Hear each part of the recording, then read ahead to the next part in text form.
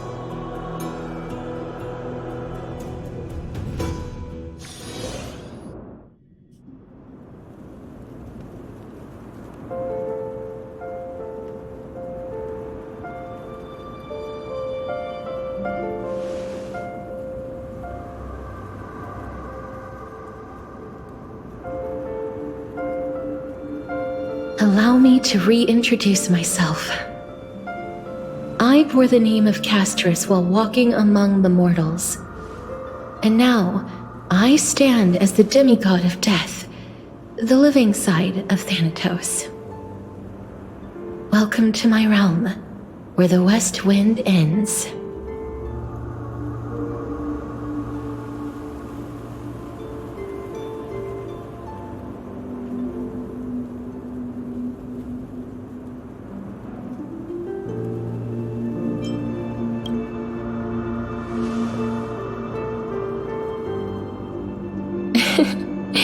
You're still as energetic as always.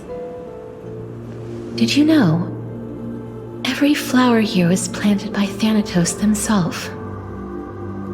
These flowers were originally both lifeless and immortal, but in the first rain brought by the River of Souls, they were given new life, flourishing as the bearers of countless souls.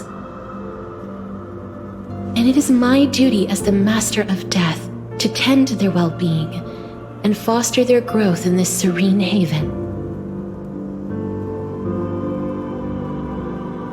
Similar to the structured cycle of life and death in the mortal world, these flowers too shall wither and fade, returning to the earth and then ascending to the sky with mist and tides.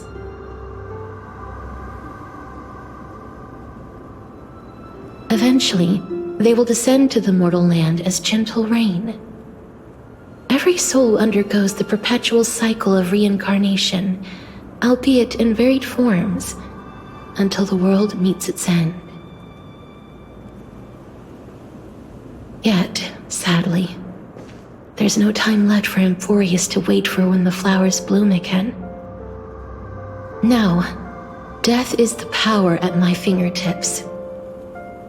It once led the souls of the deceased here, but I shall open the gate of the netherworld and return you to the realm of the living. In exchange, please take the core flame of death with you and complete the flame chase journey. Do not let our work thus far be in vain.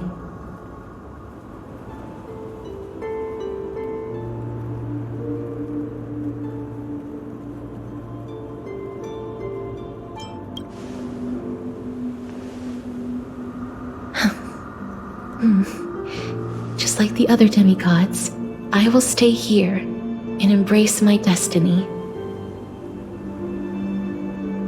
That being said, it is not easy to guide a lost soul back to the mortal realm.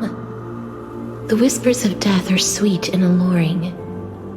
If your determination wavers, you will succumb and be forever ensnared by the netherworld's grasp. Please consider this a one-time exception. I will do everything in my power for the flame chase journey. And for your life, the only life I can save.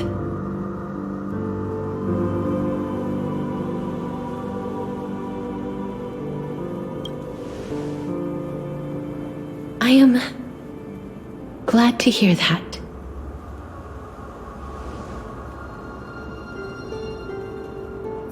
Over here!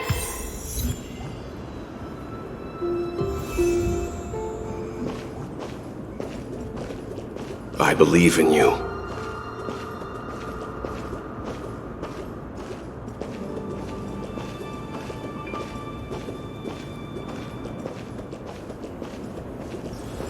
Don't go.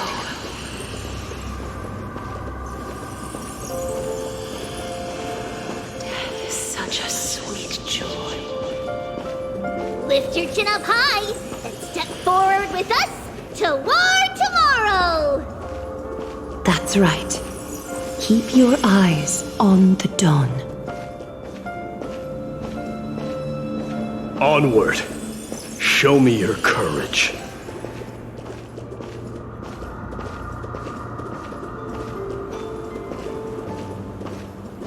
Partner, we shall become heroes together.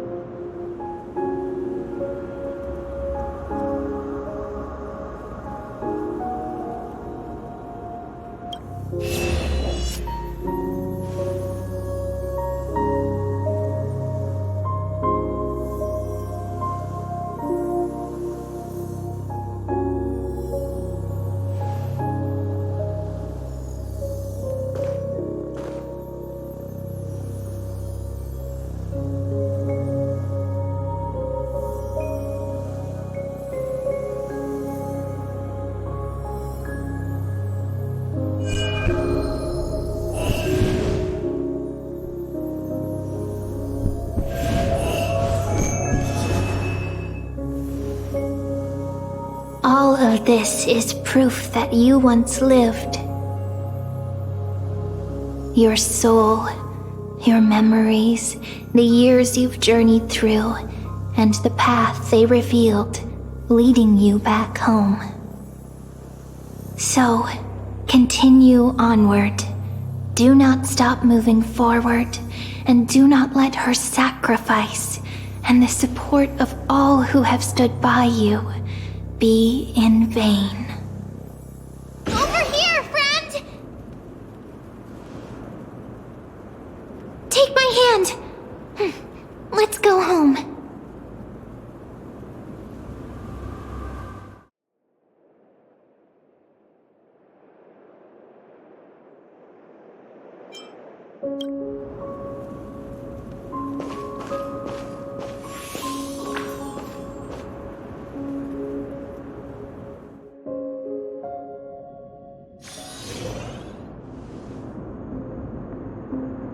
At last, I knew you could do it.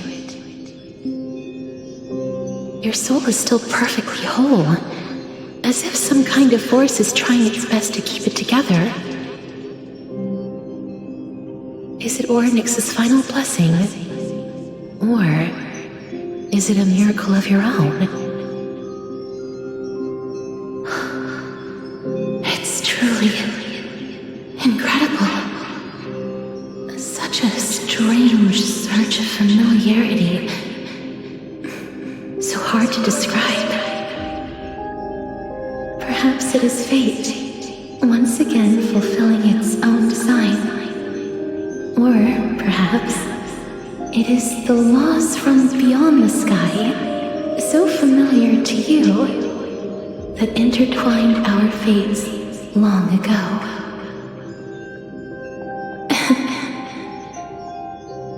It seems that this is the riddle which cannot be solved anytime soon. The sensation of becoming a demigod is truly wondrous. It's as if the river of souls is winding its way through the depths of my spirit, transforming with each breath into a fine rain that nourishes the world. Do you recall that prophecy? At the end of the sea of flowers, the souls of the living shall warm thy fingertips, and after an embrace, there shall be eternal separation. I promised you that I would do everything in my power to give it another meaning. Now, as I stand as a demigod and destiny draws to a close, I can finally end it in a way that is as beautiful as it deserves. The wish I once sought, but could never grasp, is now within reach. In this brand new world, every blooming life will lift its arms in celebration and recount the profound meaning of this very instant.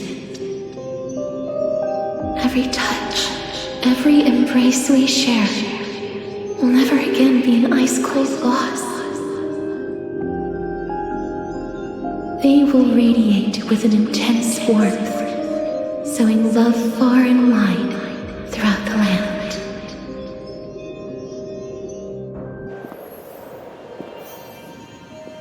The other shore is very cold.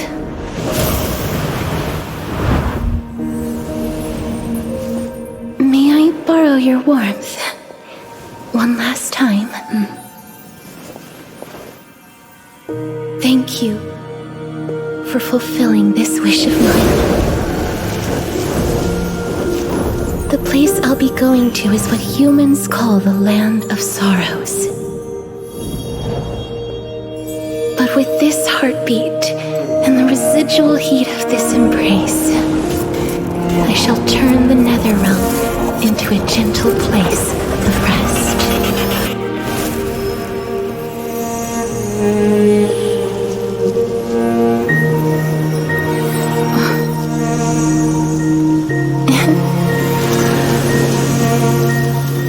This embrace may be brief, but it's the proof that I once lived. Farewell, then. May we reunite in the new world.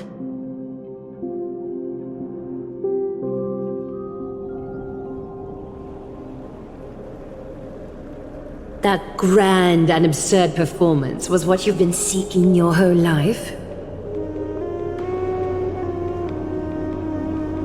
I gave up everything in search of truth, and it culminated in this very moment. You, on the other hand, performed as I expected. You did not hesitate when you saw the chance to attain power. It's as if you crave power, like a fly craves rot. Those are your words, not mine. But what you said at the end, did you already know what I had planned for Thynan? I may have lost an eye, but my vision is clearer than anyone else. You've nearly exhausted your humanity. You're no different from my current state as a walking corpse. That's true. I've long since burned to ash over the past 1,000 years.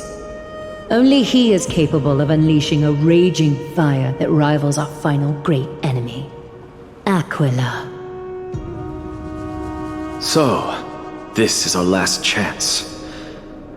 How about we let go of the bad blood between us? May I resonate with your core flame, Aglaya? Please do. That's impossible. To persist with your soul thinned to such an extent. You're insane. Just as you fight to lug your corpse onward to complete your unfinished goals, I have my own reasons for doing this. Until Thynan grows into his position as the prophesied leader, I must continue to lead everyone on the flame chase journey. I must keep inching forward, even if only as an empty shell. I've long predicted this was the case, but I didn't think you'd already lost so much. How ironic. We would have avoided so many misunderstandings if you and I had just spoken this candidly before. But casting aside our ideological differences, there is one thing you and I agree on. Thynan. Yes. He was born to be a hero. He understands the hearts of the people, and I can confidently say he is a far better leader than you. Only he is capable of fulfilling your mission. Sadly, he is a man cursed by Nestia. But by my estimates, his horribly elaborate sense of style should not impede Aranova.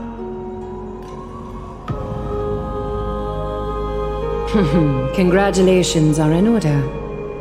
We found common ground at the very end of our destined paths.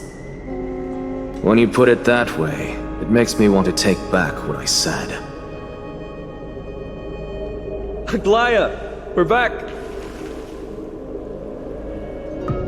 Come welcome our great hero reborn from the ashes.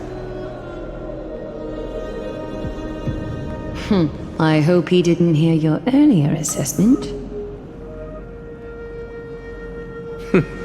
It wouldn't be the first time I criticized him. A man should be aware of his own shortcomings.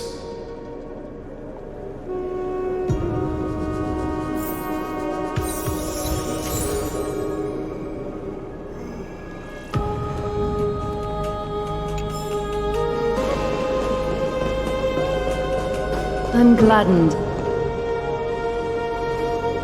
But I don't see Castris among your number.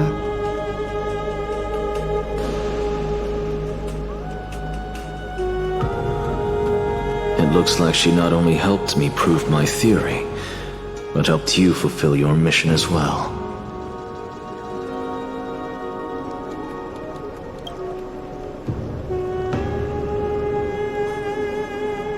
She might not have been able to change her fate, but she still wrote the final verse of her epic herself. Dreamin, please recite the prophecy for us. Trailblazer, please surrender that scalding cool flame for us as well.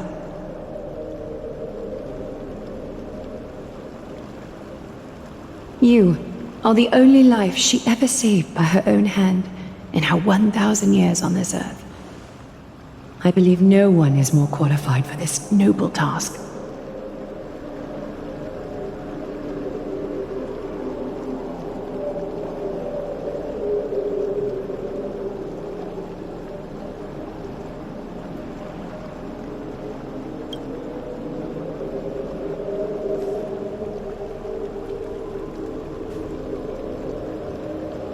O gods who have returned, and gods who are still watching, today we bring you a soul laid bare. The Hand of Shadow, Thanatos, remembered their name from the past. From daylight they came, and to their fragrant dwelling they return, to walk now among your ranks. And there was one who joined hands with the Titan, a traveler risen from the dead and reborn among mortal kind. She is the everlasting night, and shall now proclaim in her good name, O Majesty of the 12 Titans, pillars of the world, we seek your divinity to mend the rifts of the world. Fill our bodies with blood of gold, till we wither in willing service to the prophecy. Step forward, trailblazer from beyond the sky, and together with us, surrender the core flame and carve their star into the sky.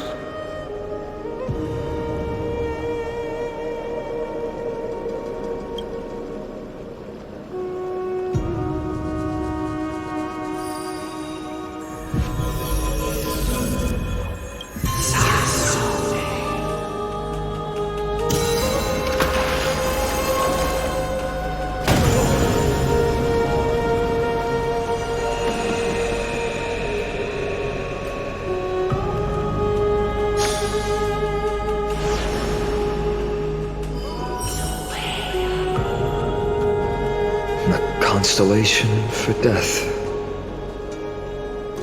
For life and death, to be more precise.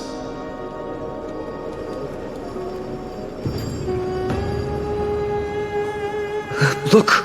It's...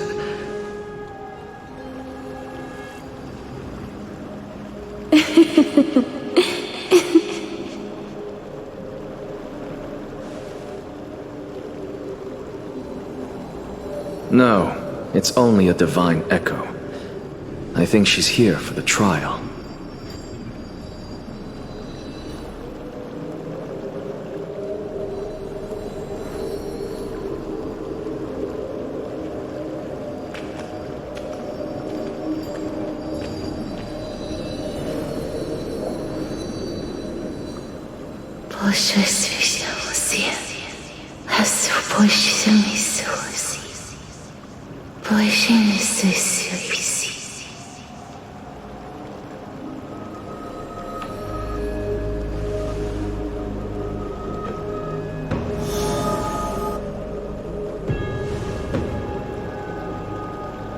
What did she say? That's the language of the Titans. Castorus... No. The Titan... They said... I have illuminated the cold shadow of death. Onwards. For your path to the future is bright and its flame eternal.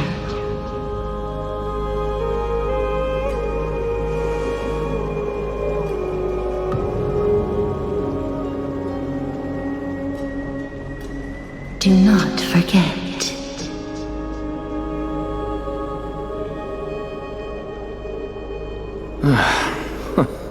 She made quite a scene. I suppose it's my turn now. I won't stop you. Professor, you... What's with that look? You were present.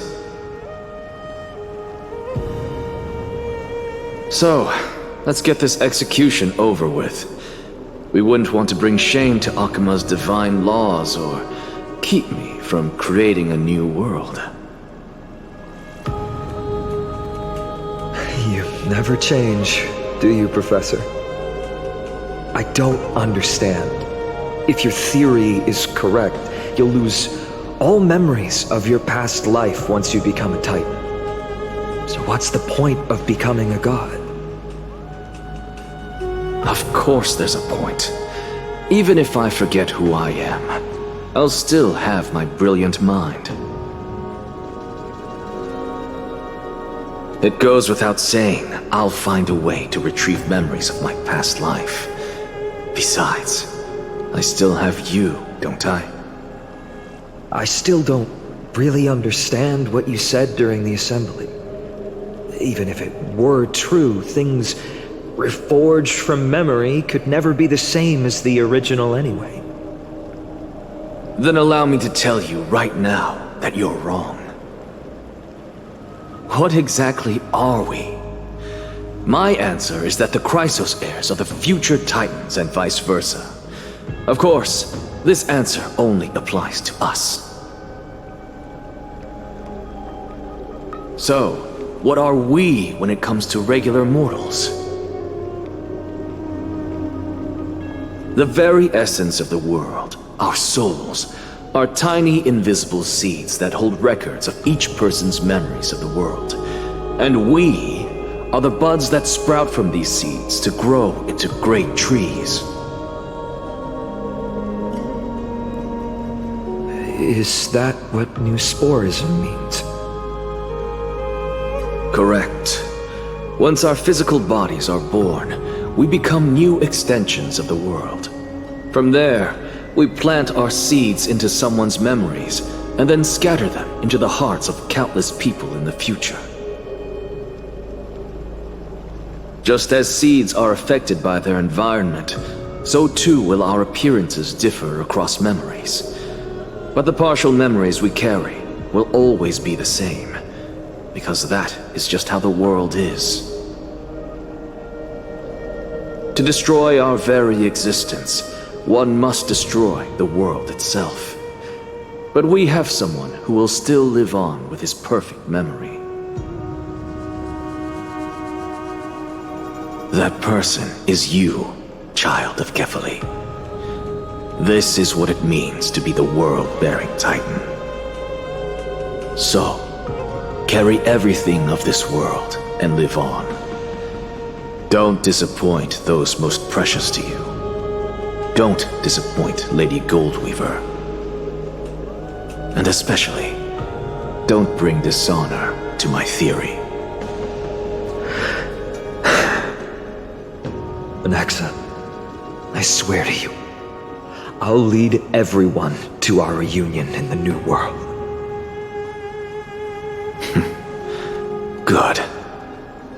That is all I have to say. Farewell, everyone.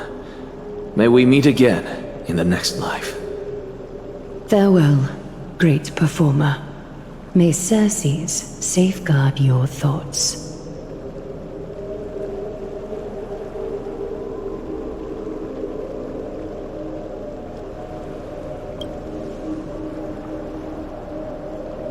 Are you satisfied, Honorable Titan? Very. I hereby swear I have borne witness, and Anaxagoras of the New Sporists and the Grove of Epiphany has successfully overcome the trial of reason. Thus, I shall confer upon you these words. You shall transcend the peaks of purity and return to corruption and hardship. Oh, so that's a god's prophecy. It sounds like you just rephrased my past, present, and future.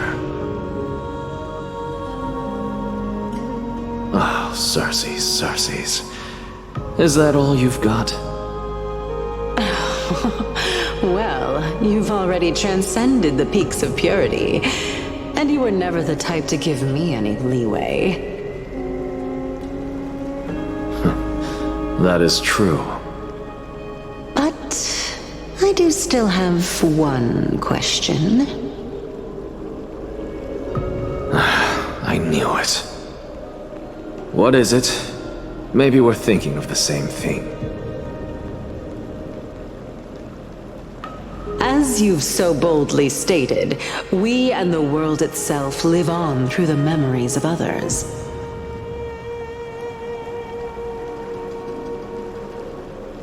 If that is the case, whose memories did the very first new spore sprout from? How should I know?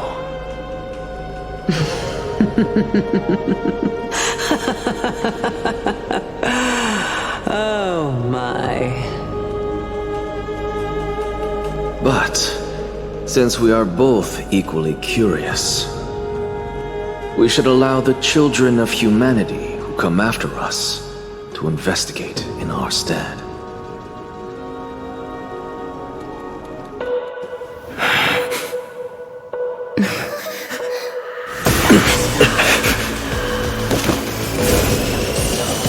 Rejoice, Circes. I sow the seeds of suspicion in the new world with your soul! And now, the objective is complete. That is all.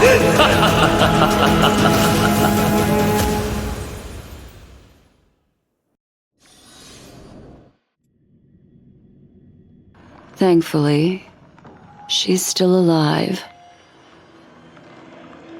Was March 7th also in this condition when she was first rescued by the Express?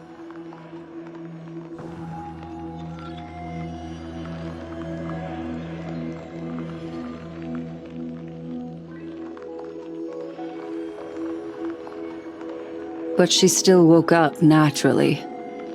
Looking on the bright side, that might happen this time as well.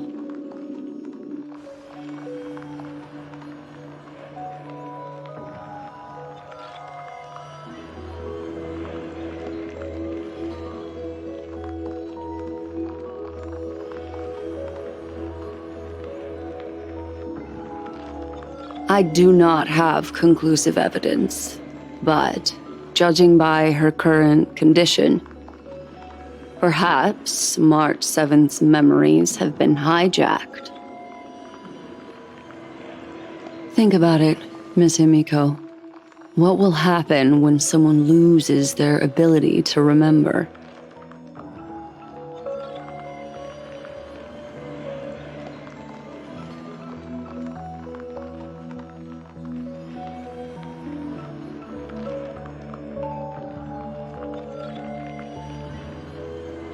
Unfortunately, short-term memory is an entirely different concept from the inability to remember.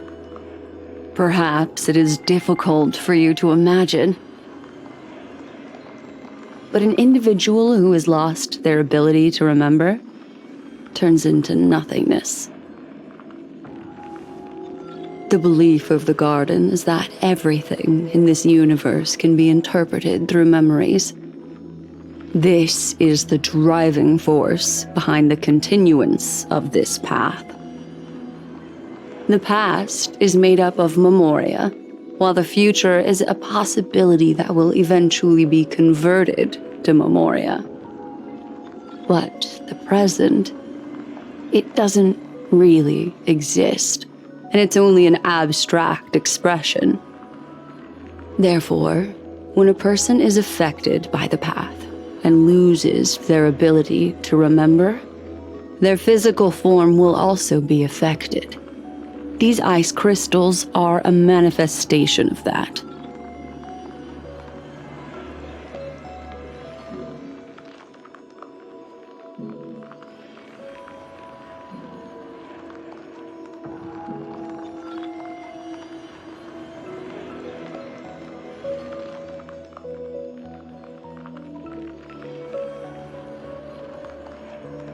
Is Miss Himiko suspicious of me?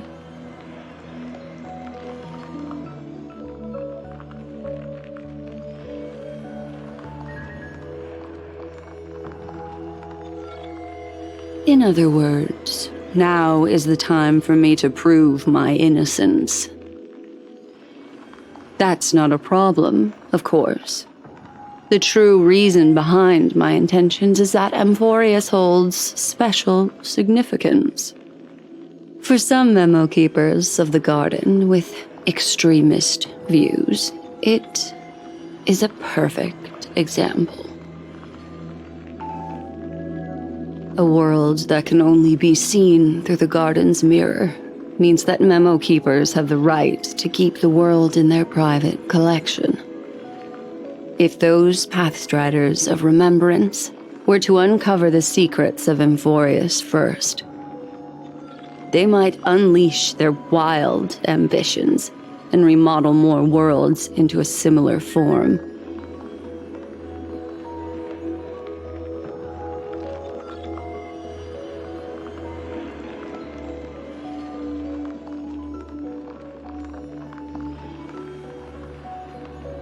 I chose to remain quiet before, because I did not want to involve you in the garden's internal conflicts.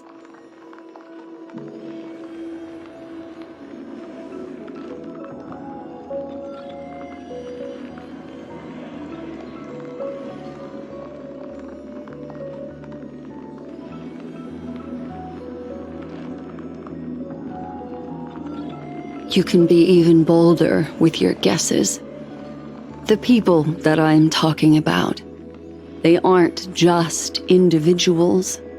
They are an organization that has already attached itself to the pinky finger of Fu Li.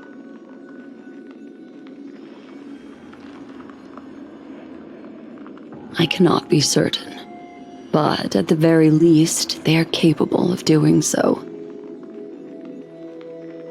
I am deeply sorry about what has happened to March 7th, but the deal that I propose still remains a fair one.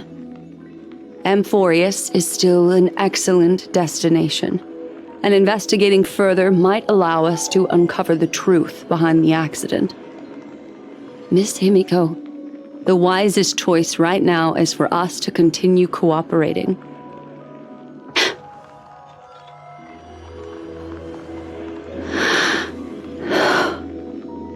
Let me take back a part of what I said just now, Miss Himiko.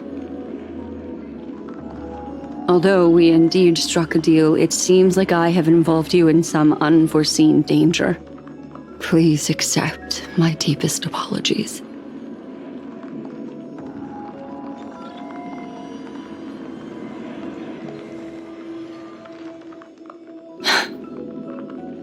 It's Fu Li. Their gaze has just swept across Amphoreus.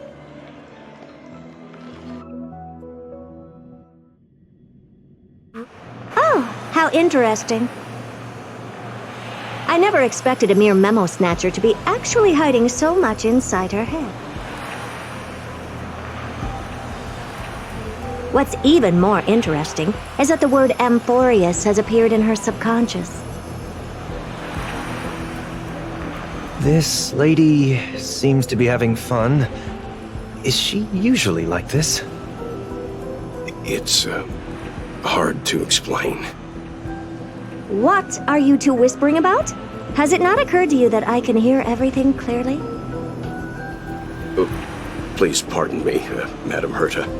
Would you mind sharing with us what you've discovered?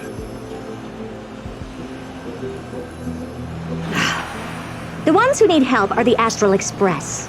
You will have to put up with my methods, even if they are rather unconventional. Let's get back to the topic. By using the fourth mirror, I rummaged through the brain of this memo snatcher and learned a good deal.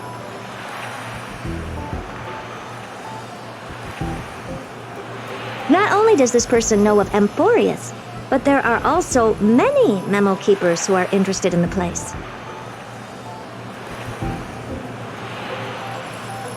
I searched through her consciousness and found the following terms: the Eternal Land, the Rejected Land, and the private collection of the Garden of Recollection.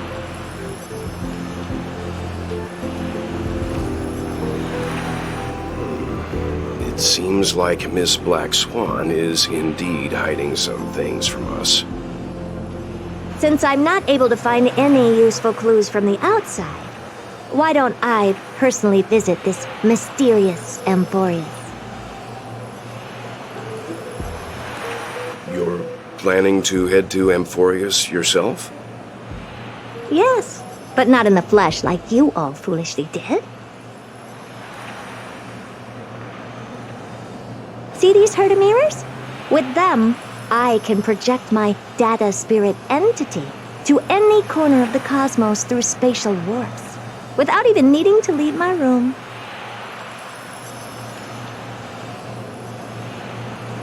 But of course, these corners of the cosmos must be within the coverage zone of inter-astral peace communications. After all, this is collaborative technology. I see. You do seem like the more indoor type. Although that star zone is not within the network of the IPC, the Express itself can serve as a signal station. Come, give me the astral chart coordinates.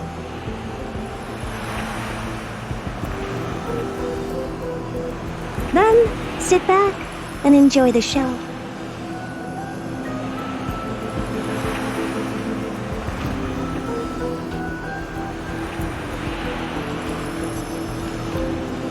All right, now that everything is ready, mirrors, get to work.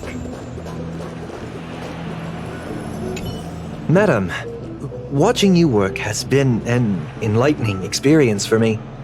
It's hard to imagine that an outstanding scholar like you could maintain such a relaxed manner most of the time. Your calm and collected nature is truly a trait that I should learn. This brat. Why does everything that comes out of his mouth sound so snarky?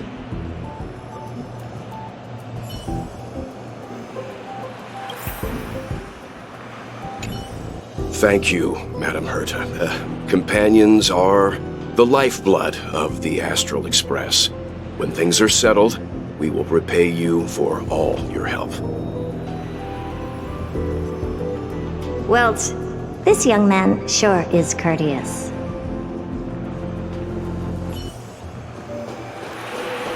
First mirror, input the coordinates. You'll be in charge of the spatial warp. As you command, Madam Herta. The preparations are complete. I wish you a pleasant journey ahead. Second mirror, prepare for the thought refraction. There's still some distance from the Astral Express to the Amphoreus celestial body. You're in charge of sending me over. This time, raise the power to the maximum. Don't be stingy. Oh, okay. I won't fail the mission, Madam Herta.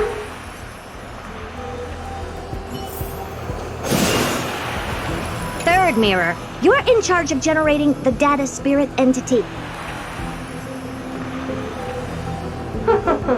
I'm happy to help, Madam Herta. What kind of appearance are you planning to use this time? Good question. Let me think.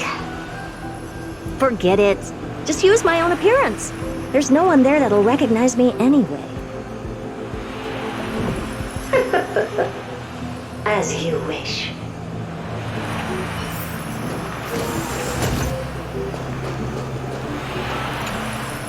Preparation of the data spirit entity complete. Thought refraction at max power. Excellent. The first mirror. Let's get going. Have a safe trip, Madam Herta. May your journey yield good results. Coordinates input complete. Preparing to activate spatial warp.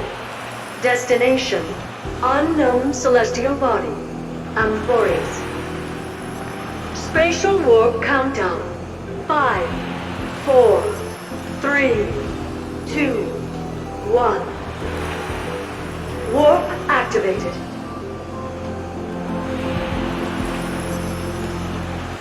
Oh! So that's Amphoreus? Its appearance is, well, sure is unique. Second mirror. Prepare for thought refraction. It's time to send me in. Alright, please read the safety protocols carefully. Can't you hurry up? Yes, ma'am. I didn't expect it to be so turbulent. I should have asked the second mirror to use slightly less power.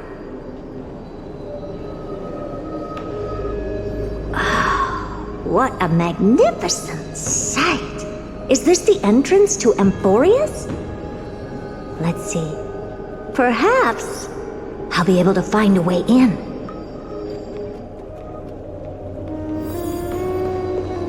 What's this? A statue? It's ugly. I don't like it. Oh, I finally found your traces. How esteemed must you be for the great Herta to come out personally? When we return, get ready to become free labor for the simulated universe for the rest of your lives.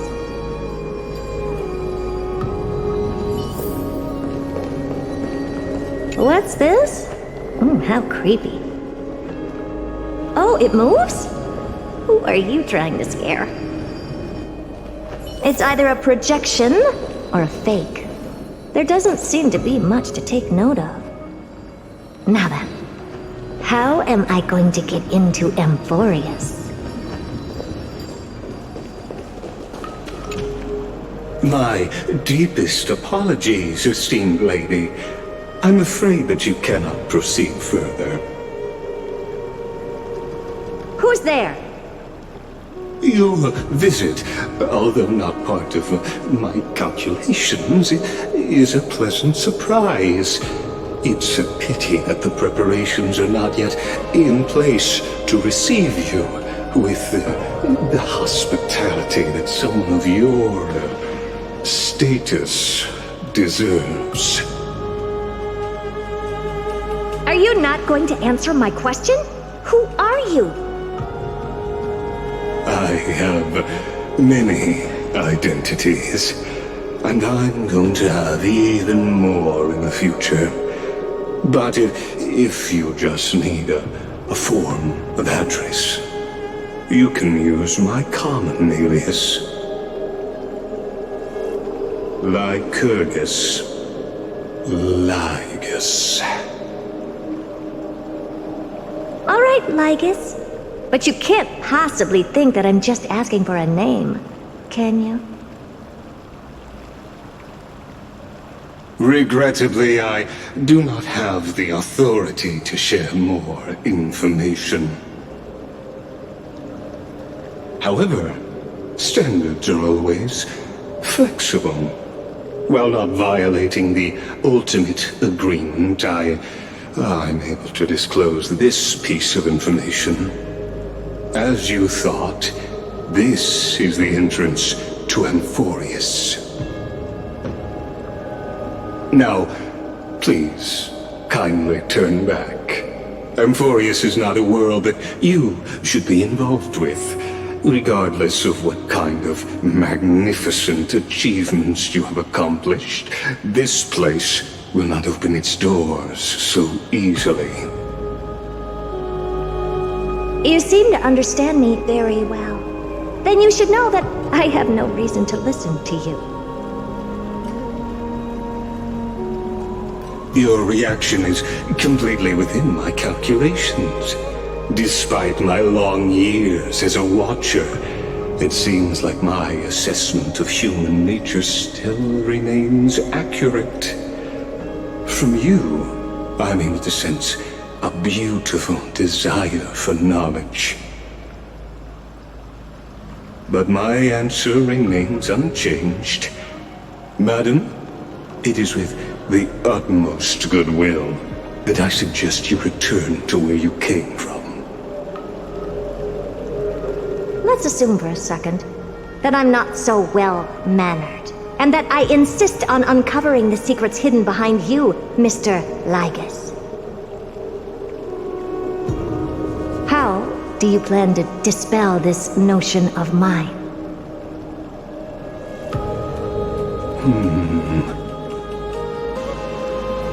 Within the scope of the ultimate agreement, there are 178,244 logic chains at my disposal to convince you. After filtering through them, I have determined that I only require 3 to attain the results that I desire. Oh? I'm all ears. First, for reasons that cannot be disclosed, Amphoreus is a completely isolated celestial body. Apart from me, no one else will be able to help you enter. That's not a good argument. Second, if your plan is, as you've alluded to previously, to force me into cooperating by showing hostility, do know that, just like you, I have basked in the gaze of the erudition. I stake my honor and assure you that, in the worst-case scenario, our mutual destruction will be inevitable. Oh? No wonder I couldn't find a back door. When I did a scan of our surroundings, the safety protocols on you are comparable to Screwy's. How interesting. I assume that you still wish to hear the third logic chain. Of course. Why wouldn't I? Third, even if you exhaust all your means and find a way to break through, you will surely give up once you understand the consequences of your actions. After all, throughout your long life, as much as you'd hate to admit, your conscience has played a crucial role. What a brazen robot. You think that you can actually understand me through your paltry calculations? But since you put it that way, why don't you tell me what these consequences will be? It concerns the third path that is entangled with Amphoreus. A path that you and your friends still very much lack understanding of. The destruction. So, if you ignore my warnings and persist in your ways, you will break the shackles of a Lord Ravager. And when that happens, their fury will engulf the cosmos.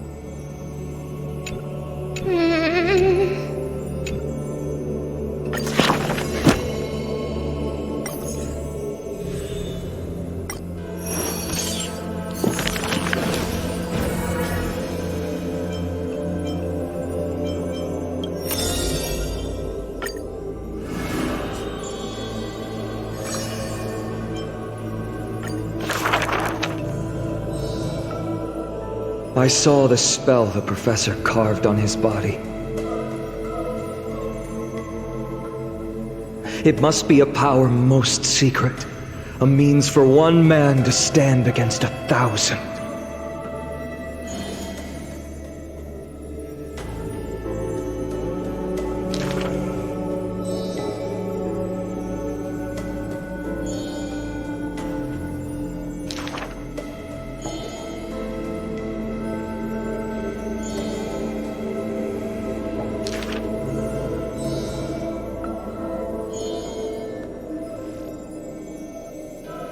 Creation is the Titan's work, and slavery is the Titan's manacle.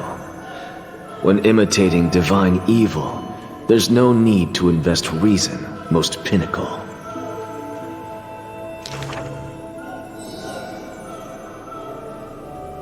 If it's just for odd jobs, students are a better gamble.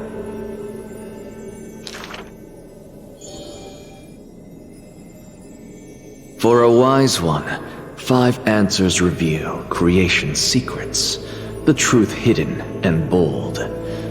But a fool learns but not, and is left in the cold. Now, inquire.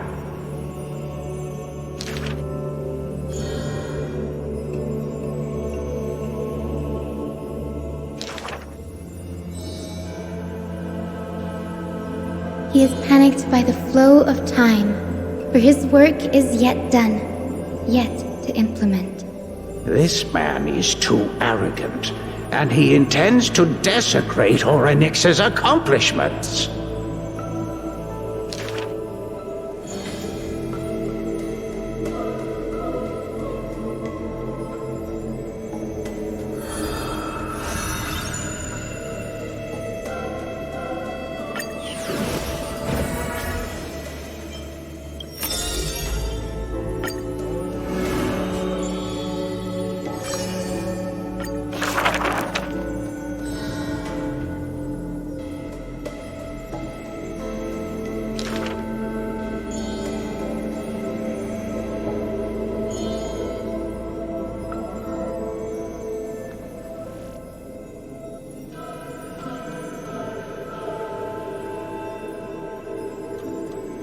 I have always lived in isolation.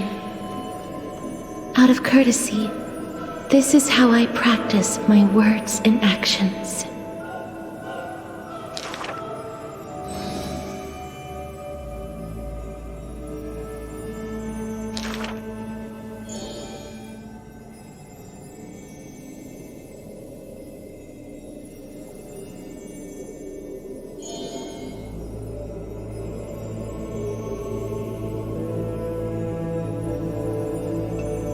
Those words are true.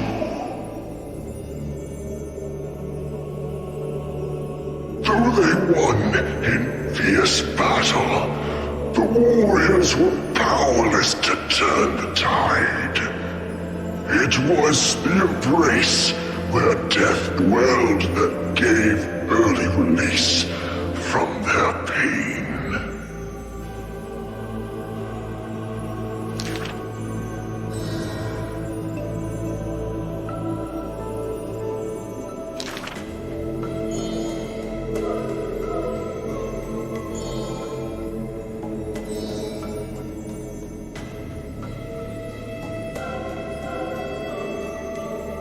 I must peer into all fates unknown.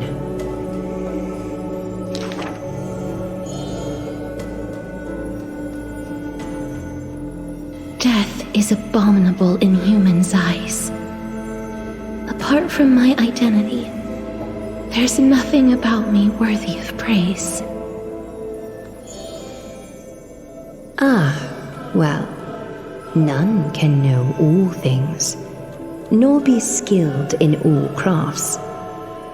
Her works are too early for the living to comprehend.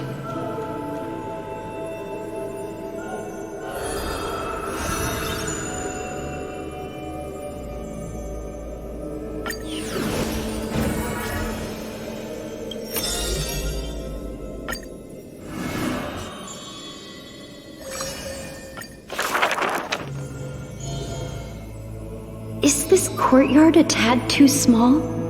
It's okay, Clementine. As long as it provides warmth plenty.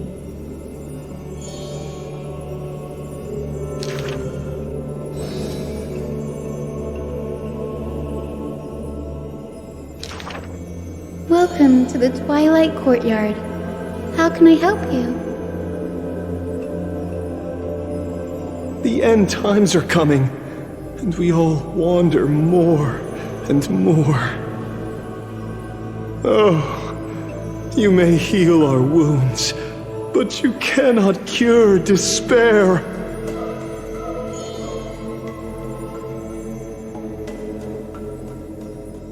Clementine, prepare some things of me.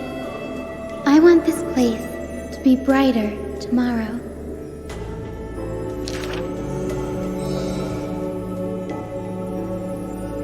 Long time no see, Hyacinth. Are you here in Akima for a visit, or do you need help from us? I want some shining things, even if they're considered junk.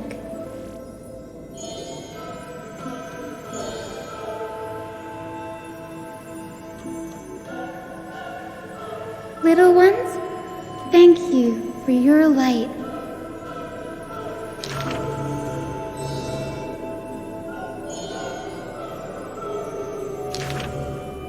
Wow, there's light everywhere. What a warm place.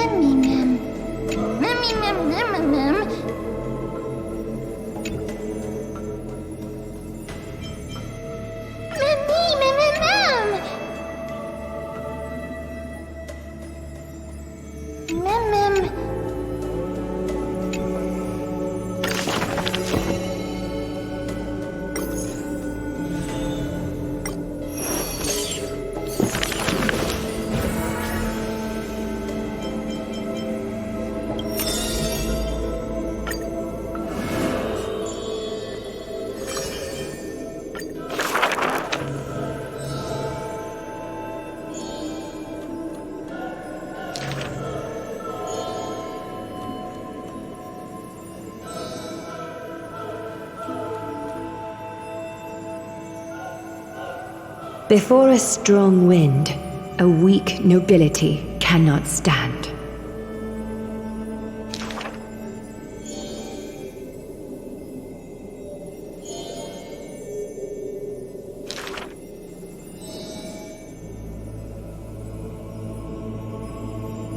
Miss, would you like to pick up the shuttle again and leave for me?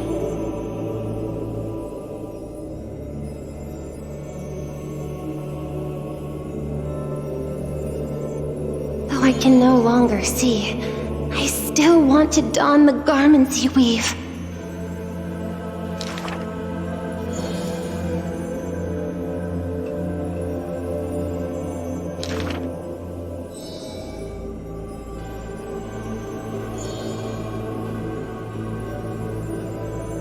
That majestic lady must be Nestia in the flesh. The mistress's beauty is quite reduced by a maidservant so unsightly.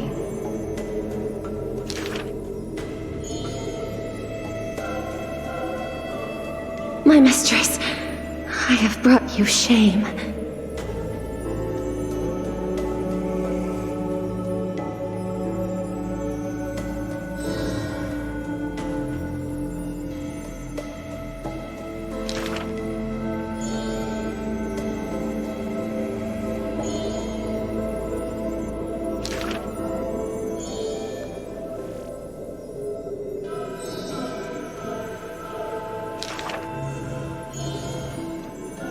Why are those that appear so fair in fact ugly in truth?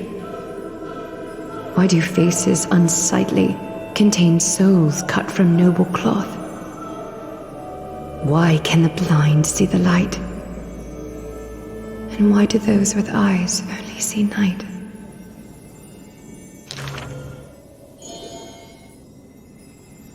If you no longer have the power to see, then with my destiny, I'll exchange for eyes that can see everything.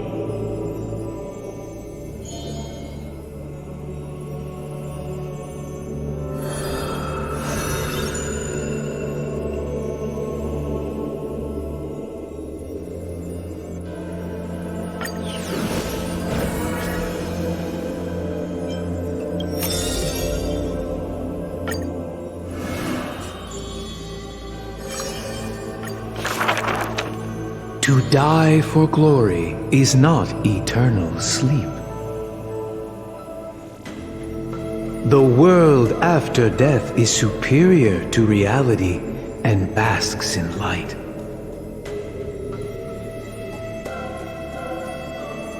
Cowards who dare not to look death in the eye. Longing for a martyr's heaven and reciting self-deceiving stories.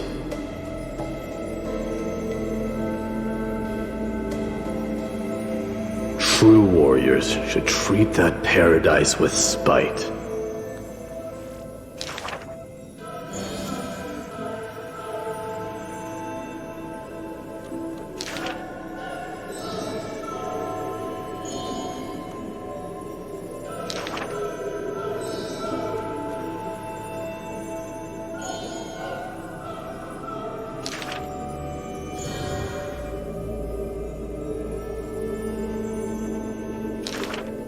Therefore, a traitor who does not inherit the throne is a king most infirm.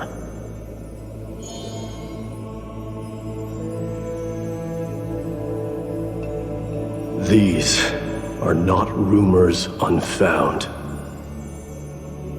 But will they matter if my deeds eclipse those of all other kings, achieving glory beyond?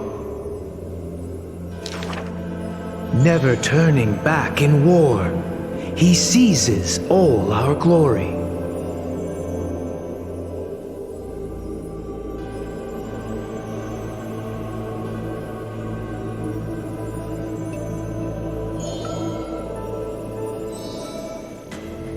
Your glory lies not in death, but in my hands.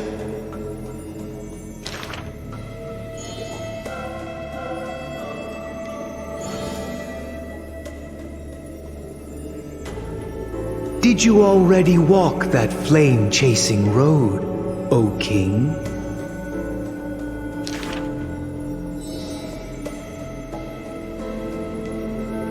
There's nothing else worthy of the hunt, for I am the blazing fire at the journey's end.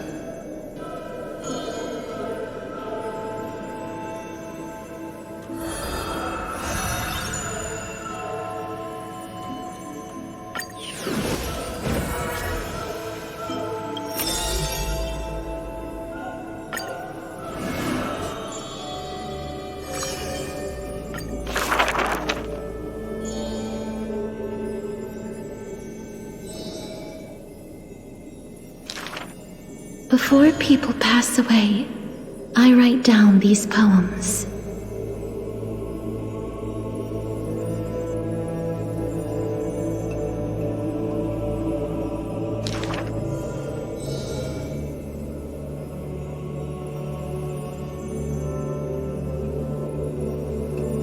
My poems are still too green. Not worthy to be art.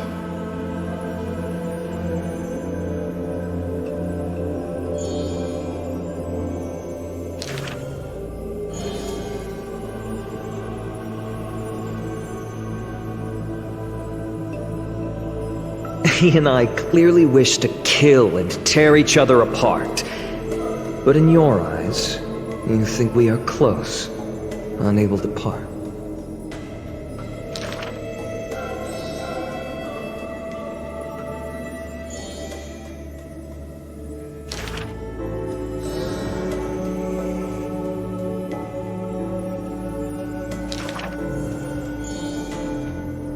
This is truly difficult to write.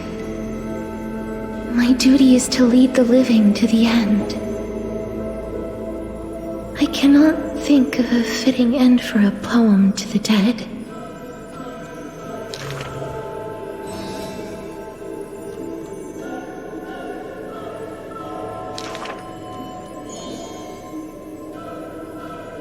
What she brings is not only death.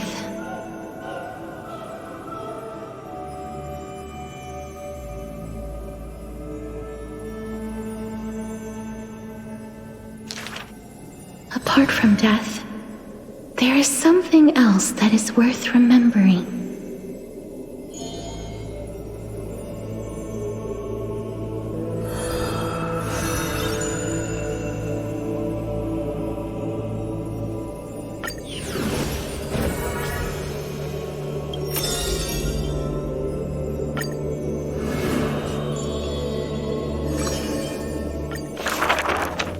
Do not make him your enemy, even though he may seem frail and weak.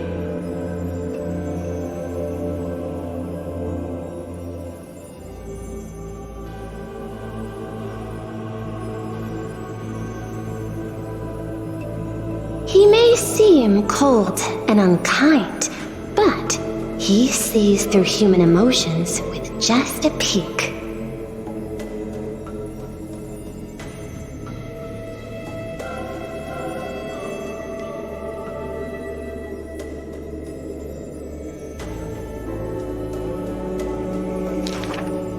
All is science, and human wisdom knows no bounds. Both martial prowess and emotions are knowledge that can be found.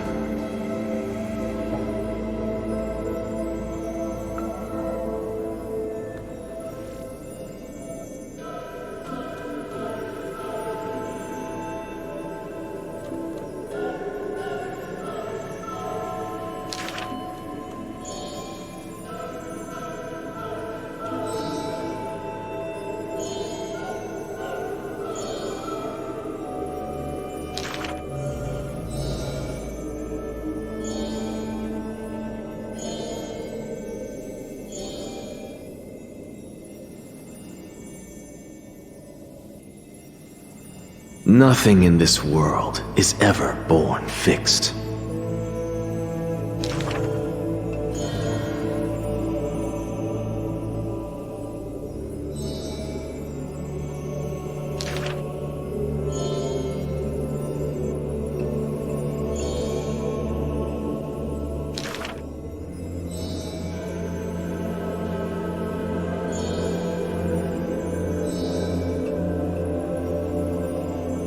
I thank this misfortune's severity.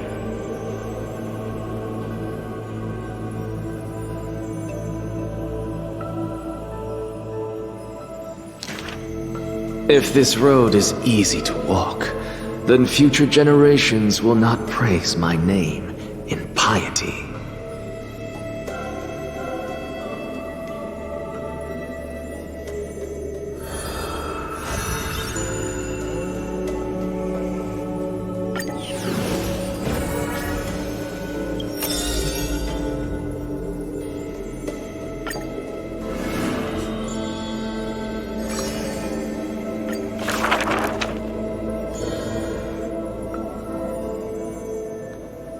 The first story is titled The Golden Apple. It doesn't have to go to the fairest.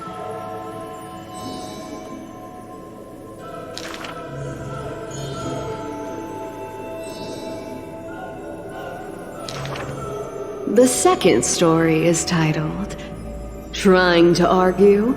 Don't trick yourself, please.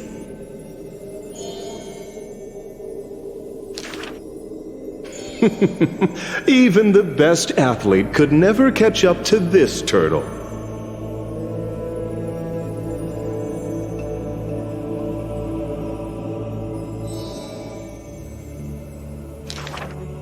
The third story I will tell is titled A Competition in Trickery.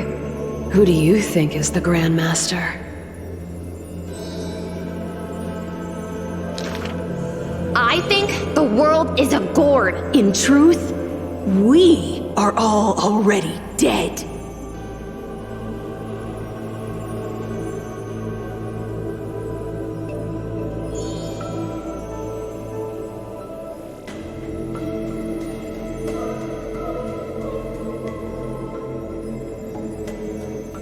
Zagreus can only tell lies, and I am Zagreus.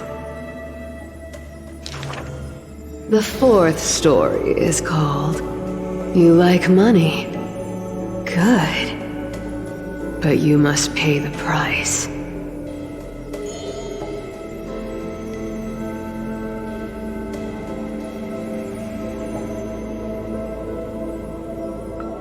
Please give me the power to turn anything into gold.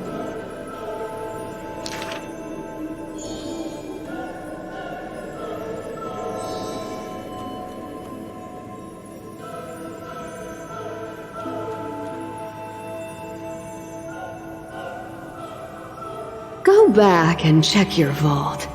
Some gold may be missing.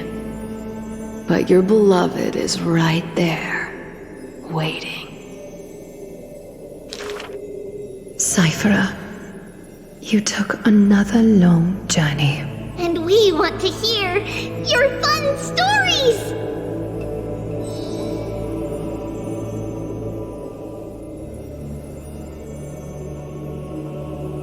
Basically, I visited 4 places, tricked them to my heart's content, and came back fully rewarded.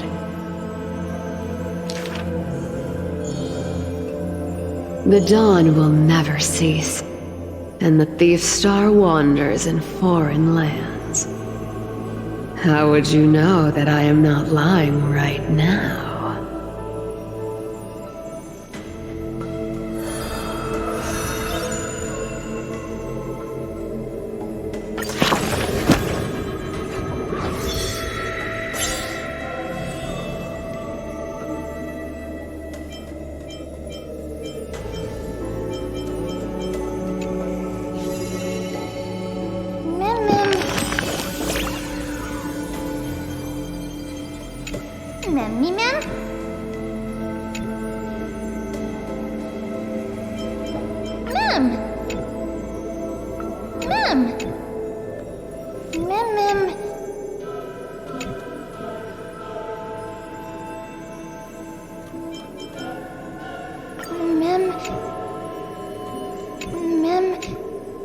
Mem.